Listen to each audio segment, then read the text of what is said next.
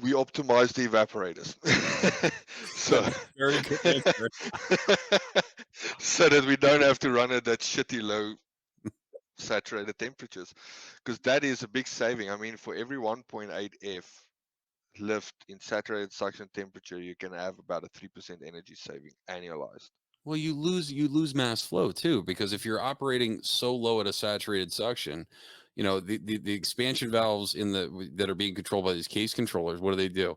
They mitigate superheat until they get down to their superheat, and then when the case temperature gets down too low, it shuts down to either a min percentage or absolutely freaking nothing, so it doesn't pull that case anywhere lower down in temperature.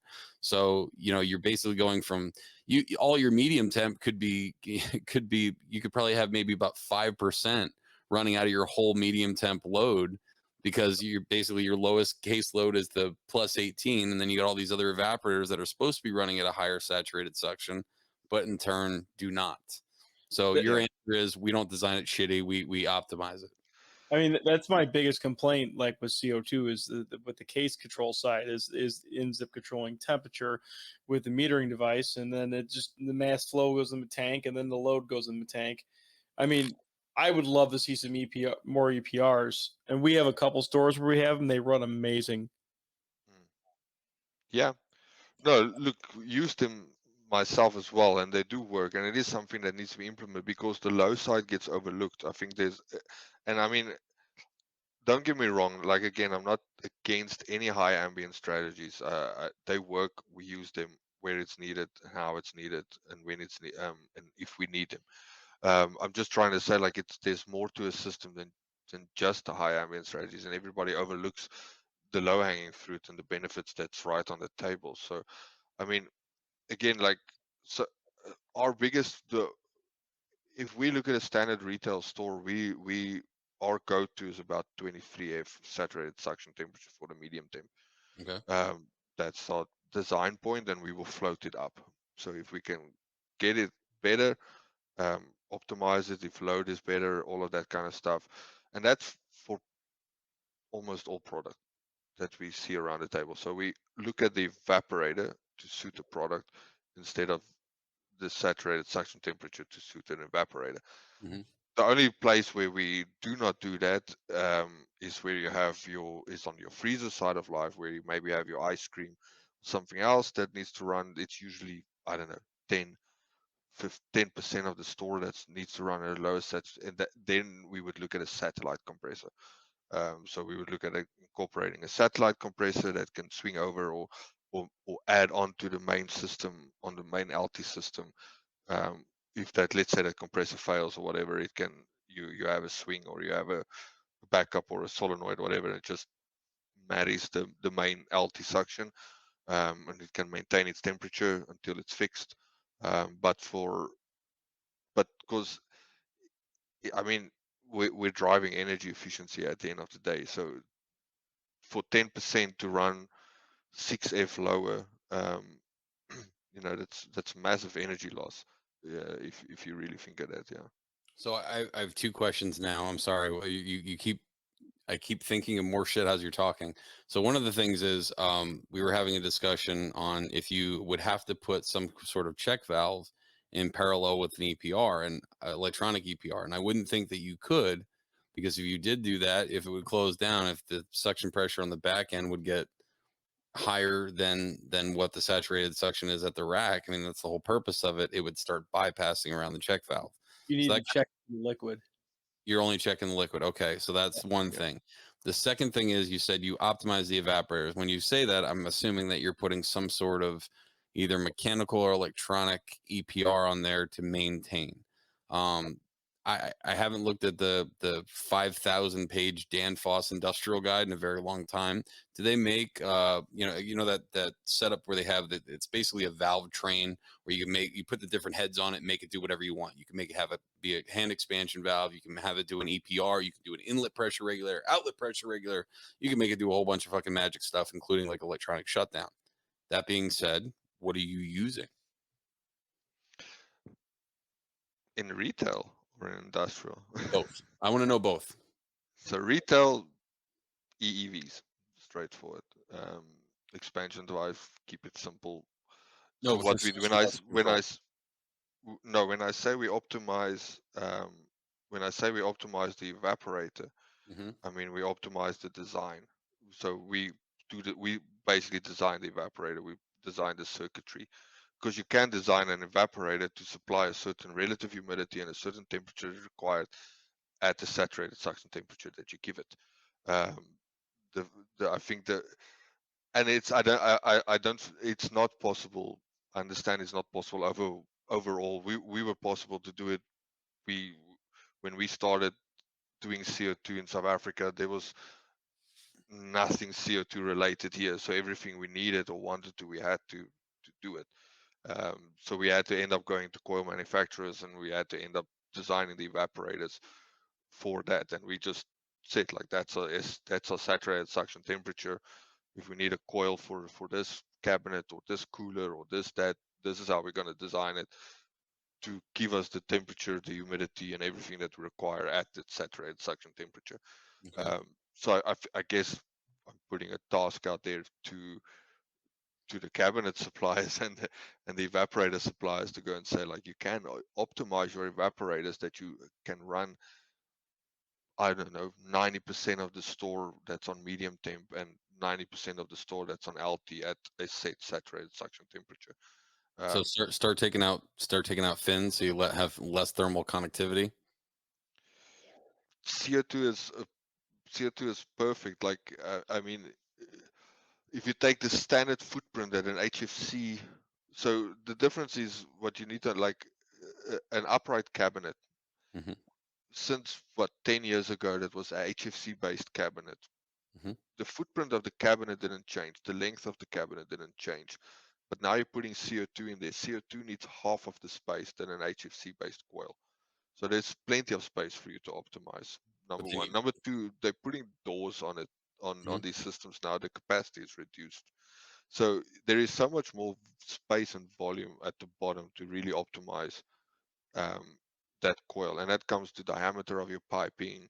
It comes to your circuitry, how you optimize your superheat. You can run a DX system if you design your rack accordingly and your evaporators accordingly. You can almost run a DX system like it is, as if it's a flooded type system, because you can really run what, 3F superheat at the evaporator, because you gain your superheat internally in your system. You get benefits of your liquid subcooling, like we said earlier. So you can, it's as good as a flooded type system. So when you say less space, are you talking less coil space or less cabinet space? Less coil Less space. coil space. Okay, so we can keep the cabinet the same size because it's still going to be the same amount of BT load. Just make that coil less passes, maybe less fin spacing. So the CO2 coil is half the size of a DX coil. Hmm. So I mean, yeah, you could essentially make that coil bigger if you wanted and make it more efficient. Well, I think a lot of things that make those coils efficient is the more fins per inch for the most part, like giving you a lower TD, right? Because I mean, you have more if you have more surface area, right? You're transferring more energy from the product, out to the coil, which is then giving you the lower TD. Would that be an apt description? Yeah, but if you make the coil bigger, the whole, not saying less fins per inch, but a bigger coil. Okay, I get what You you're have saying. more rooms. You have more surface area. More. Yeah, I mean, and like I said, like, just the diameter of the pipe and the way you circuit it, um, because I mean, already you get a smaller diameter, there's already more surface area. So it's not just necessarily in bulk. We're not just talking make it bulk. It's literally just optimizing that surface area. Um, because at the end of the day, there's no reason why for a certain type of produce, if you can operate at 23F saturated suction temperature, to get yourself a 34F air or for product temperature, you can do that whether there's dairy, meat, fruit, um, anything. It doesn't matter what's in that cabinet or what type of cabinet that is. Like, it's possible to get that. physics says you can get that. So it is possible to get it. It's just make sure that you get it, or to look into getting it. Yeah. Um, I mean, we looked at EPR if you got like a complete shootout of a temperature, Mhm. like I don't know, a high temperature requirement, and we didn't put it on parallel compression because we don't have it. Then we looked at EPR, but not these different levels of, here's a row of cabinets that's requires 2F lower or 2F higher or 4F lower or 4F higher. Because yeah, that's hard to mitigate that with a system. So I know you said you're optimizing the coils, but you did say that you do utilize EPRs. Now, what EPRs are you using? Like I said, I know Danfoss makes some CO2 stuff, and I think Hansen started to, did they not? Yeah, we predominantly use the Danfoss stuff, to be Okay. honest, especially in the industrial side of life. There we definitely utilize most of the Danfoss stuff. They got they got a good industrial range, and like you said, you can build it up, you can put it up, podcast, defrost, all that kind of stuff. You can put through Danfoss and larger capacity. So yeah, we do utilize Danfoss most. Kevin, my brain hurts. You got anything else? Because I'm broken at this point. I like these are one of those conversations where I feel stupid. I'm listening to what he's saying. I think I'm understanding what he's saying, but I don't know if I totally get it.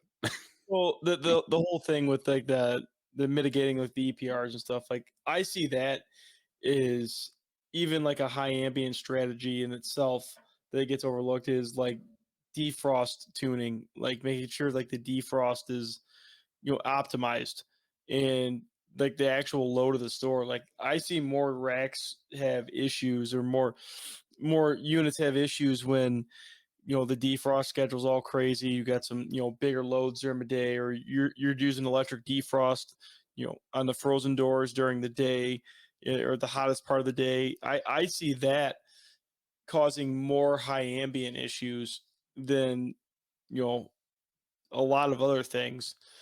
I mean, that I see is like one of the most overlooked by the customers in the U.S. is defrost scheduling and the rack saturation being set too low, and you have cases just hunting all over the place. I mean, that's my biggest struggle right now is trying to convince people to tune that part of the system before they they're throwing uh, gas coolers on with adiabatic when we really don't need it that much, or like they're trying other things when really it's a load issue. Even if you would put the EPRs on there, right, for the same situation that we're talking about, where your lowest saturated suction and the coils aren't optimized as far as design, right? Because that's what he was talking about, basically design, changing the design of that.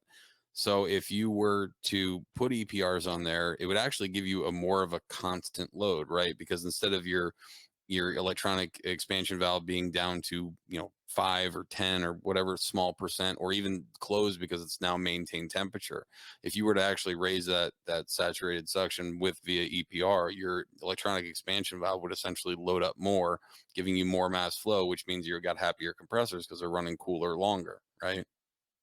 Does that theory make sense, or I'm just talking to my ass at this point? Because it made sense to me. No, it makes sense. It's